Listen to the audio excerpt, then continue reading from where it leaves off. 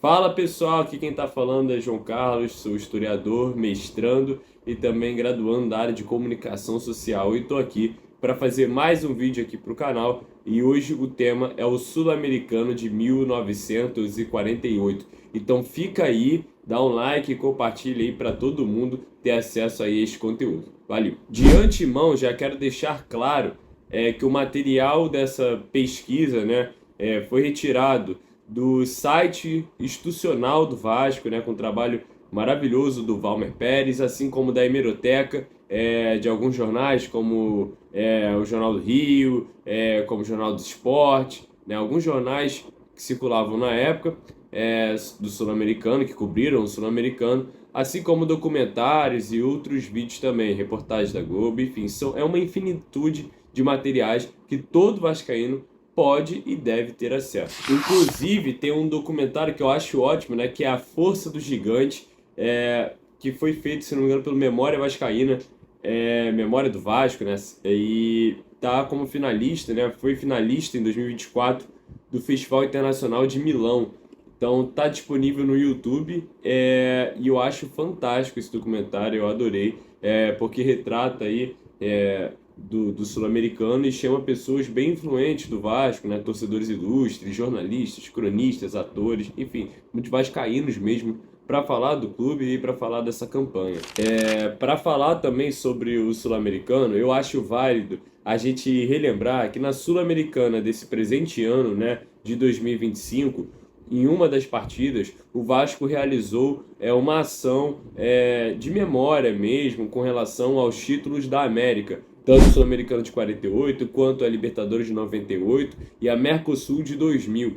Isso é mais uma das ações institucionais do clube, né, de valorizar esse título, que é um dos principais da história do Vasco da Gama. Há quem diga e defenda que é do mesmo patamar da Libertadores, né? Eu sou um desses defensores, já que se trata de um título com caráter, sim, e aspectos de pioneirismo, né? E é um título único, porque essa taça sul-americano não se repete mais. Para alguns, isso é motivo de desvalorização, mas no meu caso, eu acredito que isso cria um sentido único com relação a essa conquista que nenhum outro clube pode ter. E a importância desse feito do Vasco aparece em inúmeras outras consequências para o futebol internacional, não só da América, quanto também na Europa com a Champions League. Tem uma coisa muito legal, né, sobre a Supercopa Libertadores de 97, uma competição, né, que era a 10ª, foi a última edição, que aconteceu no ano de 97, que acabou com o River Plate como campeão. Se você pega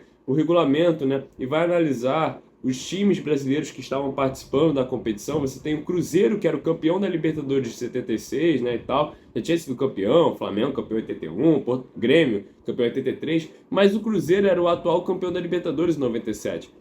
O Vasco se classifica mediante comprovação desse dossiê.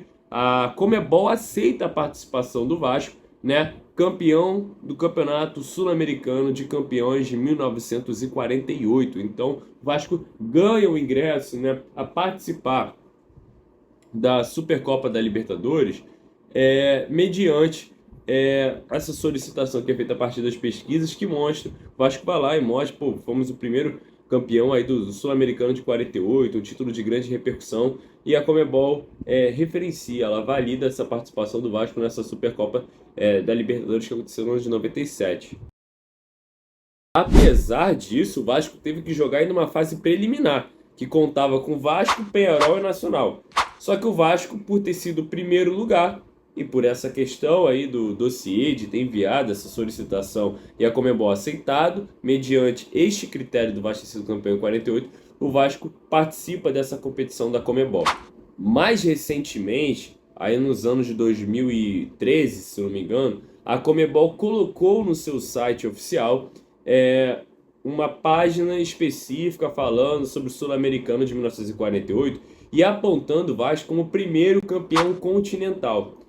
Isso tudo mostra que há um reconhecimento da entidade da Conmebol, né, a instituição máxima do futebol sul-americano, com relação a esse título do Vasco. que muita gente vai falar, porque muitos campeonatos aconteciam assim, de cunho de excursões, o próprio Flamengo tinha ido para o Chile disputar, o Flamengo foi ao Chile, o próprio Eli Barroso reconhece isso, em uma outra especificidade, jogar amistosos com os clubes que eram identificados com as universidades. Da mesma maneira, outros clubes faziam excursões. O do Vasco, o Campeonato Sul-Americano, era uma idealização de um projeto muito maior. Era ali uma espécie de laboratório. E que deu certo. E que deu tanto certo que o Sul-Americano de 48, isso é reconhecido por todos os pesquisadores, né? Jornalistas, inclusive, historiadores, que vai servir de influência para a formação da UEFA Champions League, né? Nas décadas depois, e da próprio modelo da Libertadores. O organizador do Sul-Americano de 48, né, foi o Colo-Colo, mediante ali as intervenções do seu mandatário da época, chamado Robson Alvarez Marim. A Conmebol, na época, não participava da organização, nem a Conmebol, nem a UEFA e nem a FIFA participavam de organizações de campeonatos de clubes. Se restringiam apenas à organização de competições de nível internacional, de nível de seleções. Mesmo assim, né, a participação da Conmebol se deu através de Luiz Valenzuela, que era chileno. E como o campeonato acontecia no Chile, mediante uma tentativa política e socioeconômica do Chile de ingressar nos circuitos internacionais, utilizando o futebol para este fim, né? Para este mês. Estamos falando de uma época próximo às resoluções da Segunda Guerra Mundial, né? Tinham acabado de acontecer a Segunda Guerra Mundial, e há um reordenamento. Então o Chile quer propagar uma ideia de nação que está se modernizando também e enxerga no futebol este caminho. Por isso que tem toda essa iniciativa. O Colo-Colo, na capital Santiago, organizar um campeonato de clubes.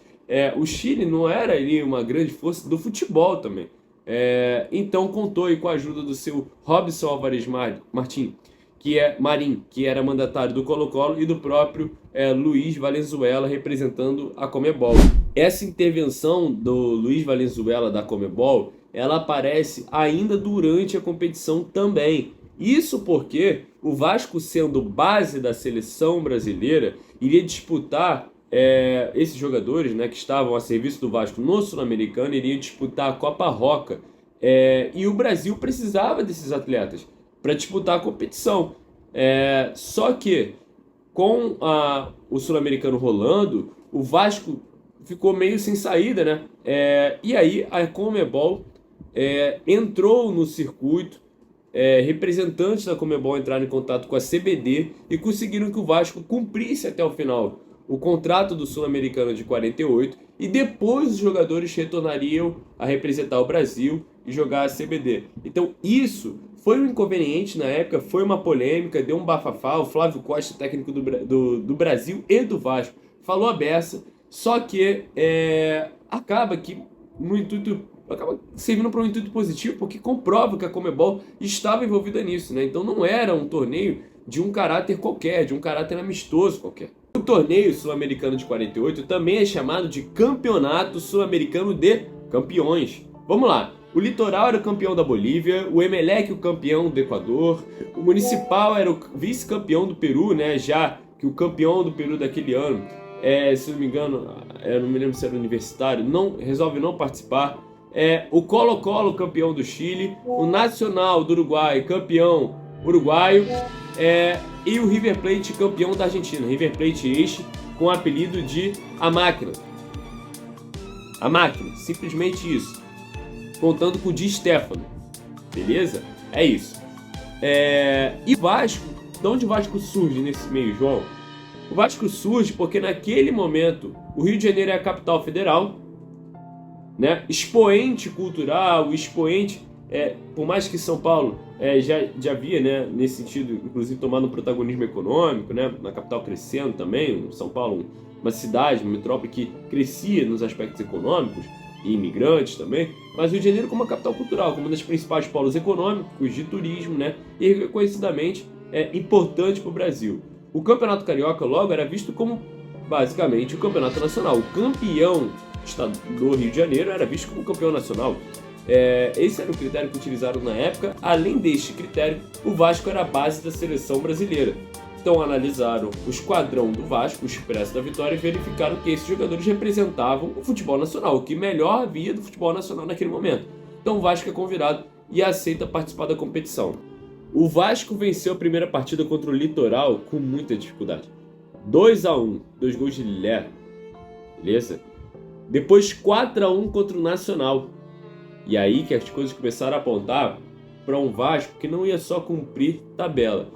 Isso porque o campeonato inicialmente foi pensado para que a final fosse Colo-Colo, Chile, o organizador, e River Plate, né, da máquina, do Di Stéfano. E por quê?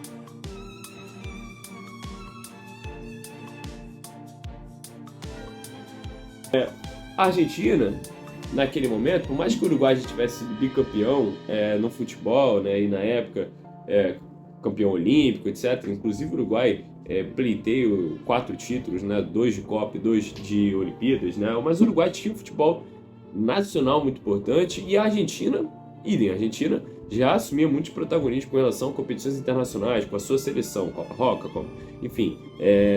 Só que, no caso do Nacional do Uruguai, o campeão uruguaio foi amassado e triturado pelo Expresso da Vitória. Vitória de 4-1 do Vasco.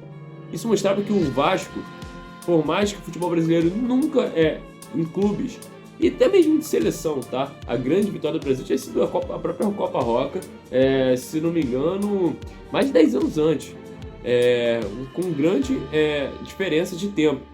Então o Brasil nunca havia se provado internacionalmente ainda, né? A Copa de 50, que por acaso o Brasil inclusive fracassou, nem tinha acontecido.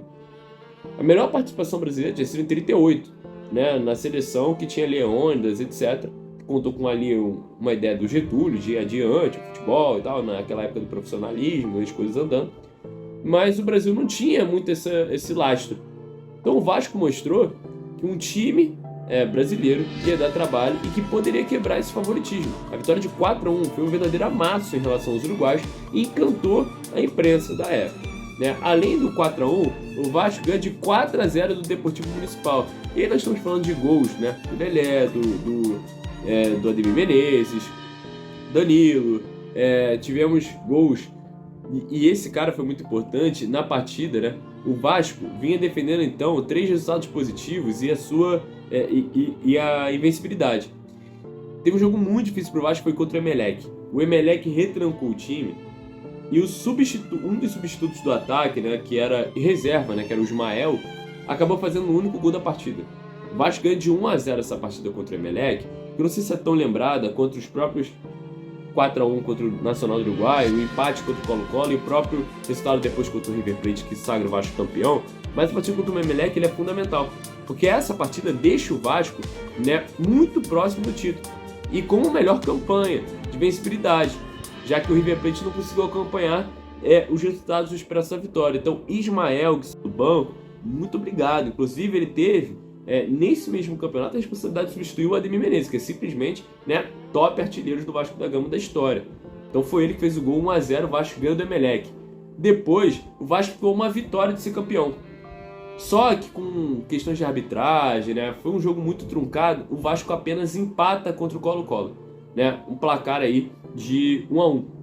E aí o Vasco chega na final contra o River Plate, necessitando, no dia 14 de março de 48, necessitando pelo menos de um empate. O River Plate precisaria ganhar o Vasco e o Vasco precisava de um empate.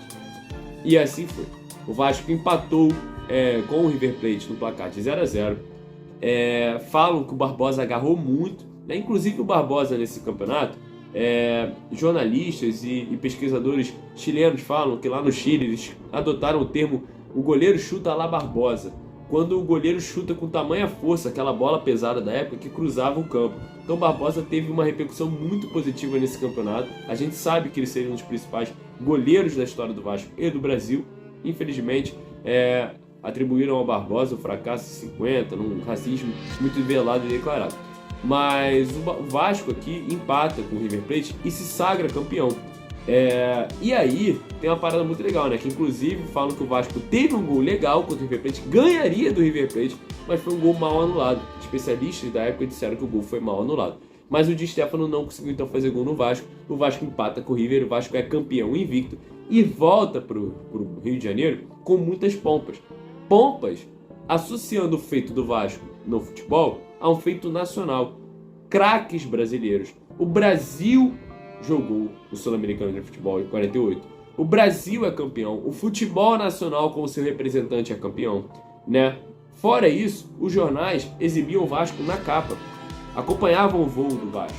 Acompanhavam, inclusive, com nomes de rivais, né? Por exemplo, o Ari Barroso, que é flamenguista, não parava de escrever da campanha do Vasco no Sul-Americano de 48, inclusive por vezes criticando o próprio Flávio Costa, que era técnico do Brasil e do Vasco, inclusive diferenciou o próprio Ari Barroso, diferencia a campanha do Flamengo no Chile, em 40 e pouco, um torneio amistoso, 48, se não me engano, com Universidade Católica, se não me engano, com o Campeonato Vasco. Ele chama o campeonato, ele fala que o Vasco se preparou para ser campeão do Sul-Americano de Clubes. Então, este campeonato teve repercussão. É maluco. Se você é vascaíno e acha que não tem que pleitear nada, que esse título é do passado, esse campeonato teve repercussão.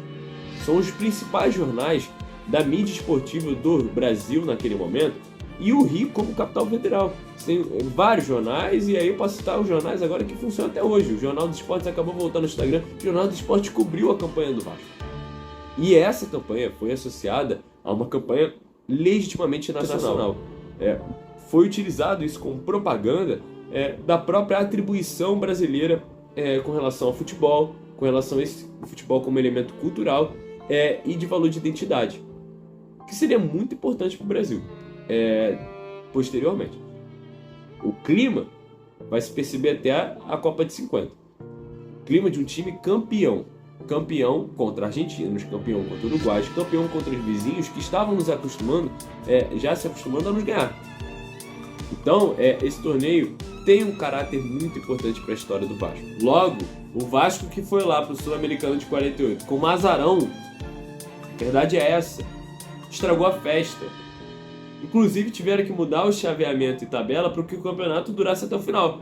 Porque mediante os resultados do Vasco e a sua invencibilidade, o Vasco chegou na reta final do campeonato como o grande favorito. Inclusive a própria imprensa internacional resolveu torcer para o Vasco e não para o River. O River era o queridinho. E quando o Vasco começa a mostrar o futebol brasileiro, todo mundo fica embasbacado.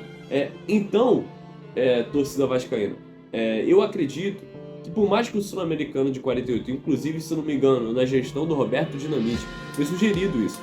Quando o Vasco retoma para a Libertadores, se não me engano, de 2012, o Vasco solicita que utilizasse um patch de bicampeão. E isso foi negado. Se não me engano, foi na de 2012 ou nessa de 2018. Foi negado. O Vasco tem essa solicitação negada, por quê? Não importa muito bem as duas edições quais foram, mas o que importa é que foi negado. Por que a Conmebol negou isso? Porque o Sul-Americano de 48, ele não é uma Libertadores, ele não é mesmo uma Libertadores. Tão certo não te dizer que o Vasco é bicampeão da Libertadores. Você não precisa dizer isso para ganhar mais importância, né? A gente não pode ser anacrônico na nossa análise. O Sul-Americano de 48, analisado com uma cabeça de hoje, ele perde uma grande importância do seu contexto histórico, cultural e de valor esportivo da época. Porque hoje nós temos a Libertadores, que é a principal competição, que leva a passagem ao Mundial. É o mundo global, o mundo já conectado, os clubes se conectam, etc, etc. O mundo onde emissoras acompanham e transmitem a Libertadores, tem toda uma série de profusões que estão ligadas à Conmebol e à Libertadores, a gente sabe disso. Agora, a Sul-Americana, ela é a competição teste, campeonato de campeões, e é a primeira ocasião onde confederações distintas e dirigentes de clubes de países distintos se articulam e se organizam institucionalmente para formar um campeonato em nível continental, que vai influenciar diretamente a Libertadores e a Champions League também. Então, não precisamos falar que somos bicampeões da Libertadores. O Vasco é tricampeão da América. E o primeiro campeão internacional de clubes. Do Brasil, pelo menos. Da América. Enfim, reconhecido pela Conmebol. Espero que vocês tenham gostado do vídeo. Enfim, e agora tenho mais orgulho dessa campanha do Vasco. É isso. Abraço.